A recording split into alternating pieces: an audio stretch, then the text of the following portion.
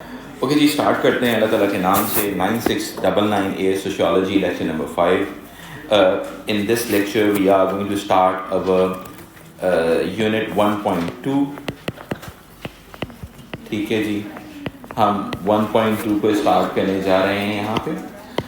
अच्छा जी, excuse me everyone, you need to understand few things. इससे पहले हमने यूनिट 1.1 में जो चीज़ें डिस्कस की थी, यूनिट 1.1 के अंदर जो हमने डिस्कस किया है आपसे, we have discuss about social construction of reality. ये कॉन्सेप्ट्स यहाँ पे यूज होंगे इसलिए रेफर कर रहा हूँ। Then we discuss about nature versus nurture. Then we discuss about agencies of socialization. These were the three topics in 1.1. Afterwards, we are going to start unit 1.2. देखिए जी, इस 1.2 में जो हमारे कोर टॉपिक्स होंगे वो क्या होंगे और उनकी एग्जाम में एप्लीकेशंस क्या हैं, we need to understand few things. ठीक है, number 1 is sociological perspective. The first topic would be sociological perspective. इसमें हम क्या कुछ पढ़ेंगे, इसमें से काफ़ी सारी चीज़ें हम बेसिक्स में पढ़ के आए हैं, तो थोड़ा सा इसको सिर्फ रीकैप लेते हुए आगे बढ़ेंगे। जो नई चीज़ें होंगी वो डेफिनेट सी बात है, मैं आपको डिस्कस करूँगा। Number 1 is structuralism. Number 2 is what interactionism. जबकि बुक के फॉर्मेट के मुताबिक सबसे पहले कंसेंसस स्ट्रक्चरलिज्म आएगा, इसके बाद कंसेंसस स्ट्रक्चरलिज्म, फिर हमारे पास आएगा कॉन्फ्लिक्ट स्ट्रक्चरलिज्म। यहाँ पे जिस बच्चे ने बेसिक्स ऑफ सोशियोलॉजी नहीं पढ़ी हुई होगी उसको बहुत प्रॉब्लम होने वाली है, क्योंकि यहाँ पे हम सिर्फ बुक से रेफर करते हुए सिर्फ उन टॉपिक्स चीज़ों को डिस्कस करेंगे जो इसमें नहीं होंगी। ठीक है, बाकी ओल्ड चीज़ों को हम सिर्फ रेफर करते हुए आगे बढ़ेंगे। आगे आता है फिर इंटरैक्शनिज्म, और फिर एक और नया कॉन्सेप्ट आएगा स्ट्रक्चरेशन का, बहुत इजी कॉन्सेप्ट है, उसको समझते हैं। ठीक है जी, याद रखिएगा सोशियोलॉजिकल पर्सपेक्टिव का एग्जाम क्वेश्चन जो होता है वो पेपर 1 में नहीं आता है, पेपर 2 में आता है। Am I right? But this is important to understand lot of things. समझ में आई बात? ठीक है, ये बात जहन में रखिएगा कि पर्सपेक्टिव का क्वेश्चन पेपर 1 में नहीं आता है। ठीक है, ये है एक इम्पॉर्टेंट कॉन्सेप्ट है, important concept, not for exam questions, not for exam style questions. Style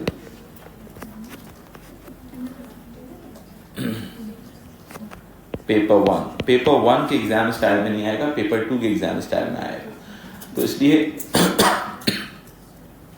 ये बहुत इंपॉर्टेंट टॉपिक है, लेकिन एग्जाम स्टाइल क्वेश्चंस नहीं होंगे इसमें। जिन्होंने ओ लेवल सोशियोलॉजी पढ़ा हुआ है उन्होंने ये टॉपिक्स पढ़े हुए होंगे, उनके लिए सिर्फ जो नई चीज होगी उसके अंदर वो सिर्फ सोशियोलॉजिस्ट होंगे जो इसमें हम रेफर करेंगे। ठीक है,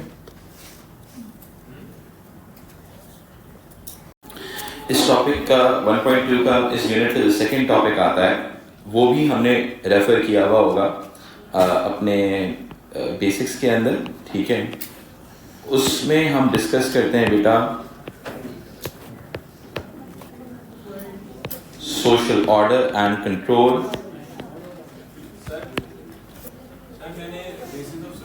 social order and control, जिसके अंदर हम डिस्कस करेंगे कुछ दूसरे कॉन्सेप्ट्स भी, जैसे कि सैंक्शंस का कॉन्सेप्ट आता है। इसके अलावा हमारे पास आता है सोशल प्रेशर एंड एक्सचेंज का कॉन्सेप्ट भी, एंड एक्सचेंज का कॉन्सेप्ट। ठीक है, एंड कंट्रोल। ठीक है, फिर थर्ड टॉपिक आता है। अच्छा, अब ये जो क्वेश्चन आता है ये 4 मार्कर के अंदर एग्जामिनर कभी कभार पूछ लेता है, यानी कि जो डिस्क्राइब का क्वेश्चन आता है एग्जाम में, ठीक है। अच्छा जी, सोशल ऑर्डर एंड कंट्रोल हो गया। अब सेकंड कॉन्सेप्ट आता है हमारे पास, थर्ड टॉपिक है इसका, इस यूनिट का, वो है reasons behind conformity. Easy topic है लेकिन इंपॉर्टेंट कॉन्सेप्ट है, रीजंस बिहाइंड कंफॉर्मिटी।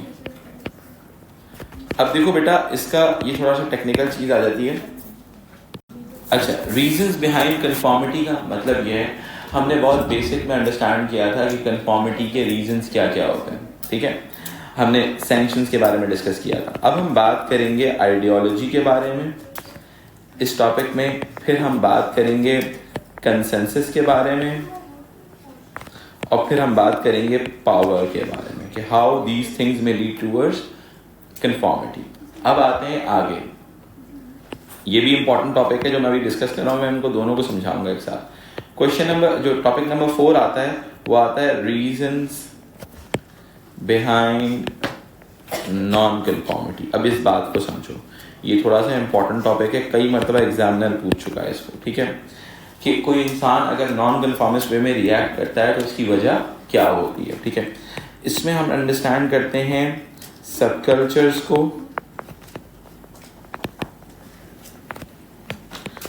कल्चरल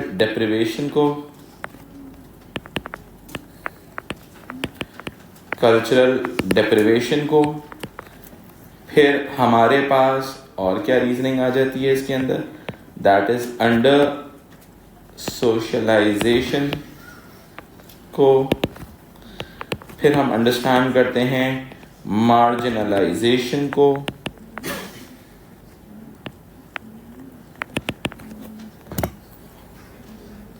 और उसके बाद हम डिस्कस करते हैं, उसके बाद आता है रेजिस्टेंस, ठीक है। अब ये जो देखो, ये जो दोनों टाइप के क्वेश्चंस आते हैं ना, ये आते हैं क्वेश्चन नंबर 3 फॉर्मेट पे आते हैं, यानी कि स्टेटमेंट बेस्ड क्वेश्चंस,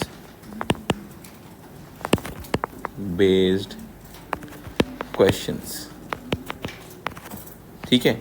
अब देखो, स्टेटमेंट बेस्ड क्वेश्चंस का मतलब क्या होता है, 10 + 6 मार्क्स, समझ रहे हो मेरी बात, सही है।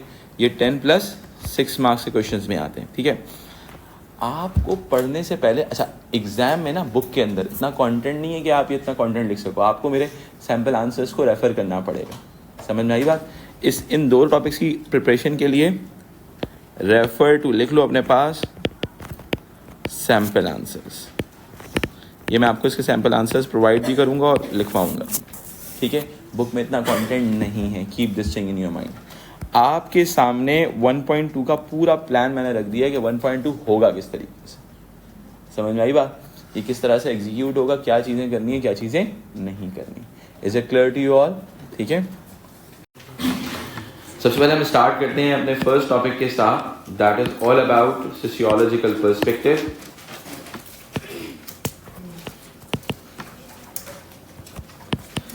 सबसे पहले हमारे पास जो कॉन्सेप्ट आता है इसके अंदर, उस कॉन्सेप्ट को हम कहते हैं structuralism,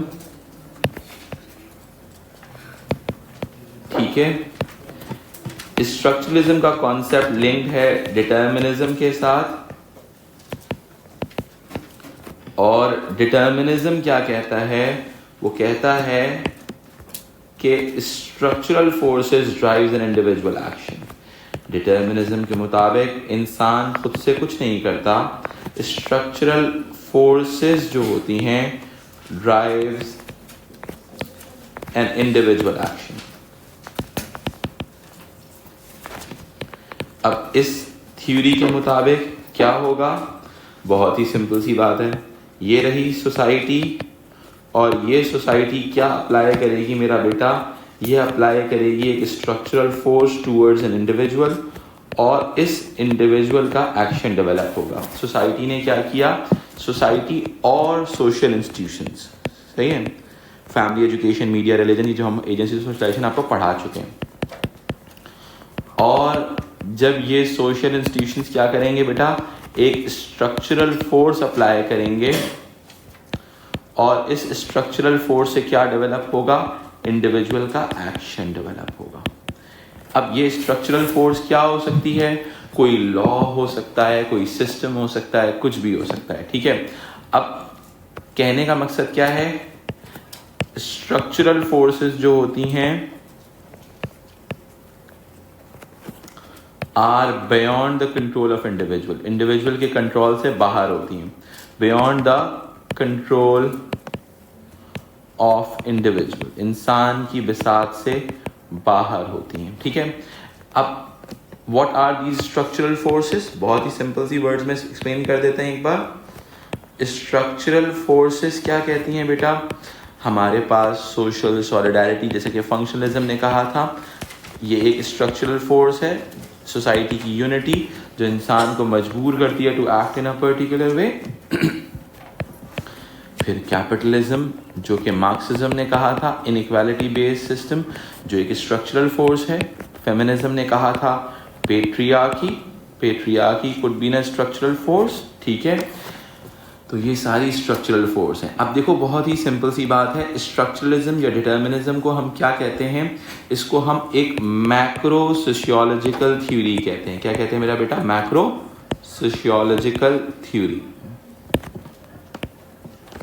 because they study society as a whole, they study society as a whole. इसका मतलब क्या हुआ, इसका मतलब जी बेटा एग्जाम्पल्स दिए।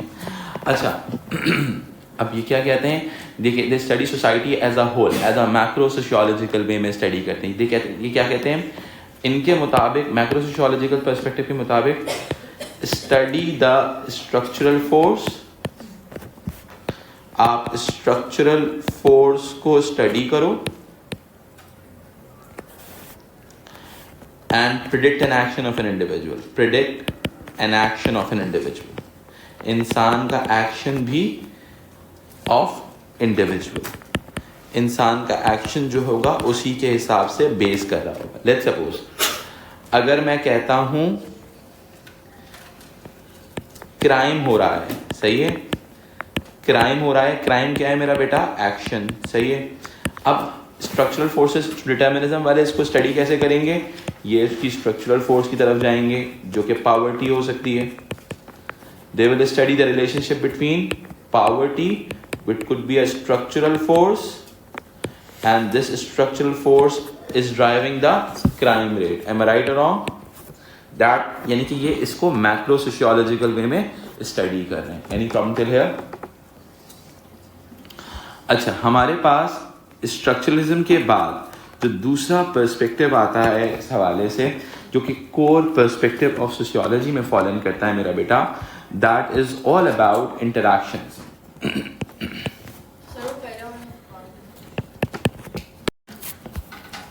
अब जब हम इंटरैक्शनिज्म की तरफ आगे जाते हैं तो हमें क्या समझ में आता है, हमें ये समझ में आता है इंटरैक्शन इस एक डिफरेंट पर्सपेक्टिव के साथ चलते हैं, ठीक है। अब ये जिस पर्सपेक्टिव के साथ चलते हैं मेरा बेटा, उस पर्सपेक्टिव या उस आइडिया को क्या कहते हैं, इस बात को समझते हैं। इंटरैक्शनिज्म जिस फॉर्मूले पे चलते हैं उसका नाम है फ्री विल। इसके मुताबिक individual action is a result of the belief system. Individual action is a result of belief system.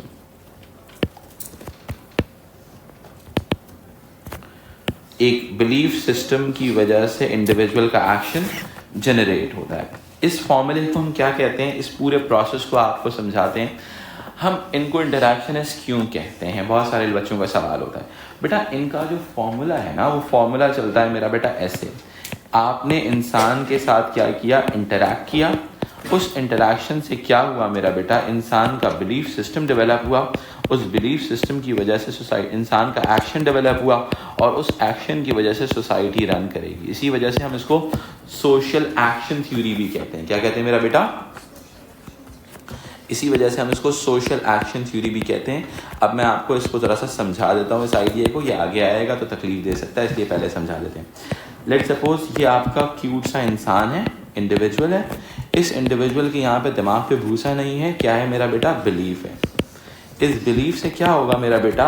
उस बिलीफ की वजह से इंसान का एक्शन जनरेट होगा, और उस एक्शन की वजह से क्या होगा मेरा बेटा? आपकी सोसाइटी की फंक्शनिंग डेवलप होगी, सोसाइटी काम करेगी। यानी कि मैंने आपको पहले एग्जांपल दी होगी बेसिक्स में, आपके शहर में अगर कचरा ज़्यादा हो गया है तो आप इंटरैक्ट करवाएं इंसान को सोशल इंस्टीट्यूशंस के साथ, जो वो इंसानों का बिलीव बनाएगा कि भाई कचरा मत फेंको, इस वजह से इंसान कचरा नहीं फेंकेगा। It could be a possibility, ठीक है। अब इस चीज़ को और आगे लेके चलते हैं भाई। इस थ्योरी को, इस आइडिया को हम कहते हैं micro sociological approach. Micro sociological approach, because ये अप्रोच एक्चुअल में इंडिविजुअलिस्टिक है। Every individual is different from another individual, every individual belief is different from another individual, ठीक है। इंडिविजुअलिस्टिक आइडिया को ये लोग सपोर्ट कर रहे होते हैं, ठीक है। अब वो कहते हैं कि इंसान का जो बिलीफ है ना, इंसान ने इंटरैक्ट किया जिसकी वजह से बिलीफ बना, उस बिलीफ के ऊपर इंसान क्या करेगा? इंसान उस बिलीफ को इंटरप्रेट करेगा। दे टॉक अबाउट इंटरप्रिटेशन, और उसके को अपनी फ्री विल के हिसाब से नेगोशिएट भी करेगा, कुछ मानेगा कुछ नहीं मानेगा।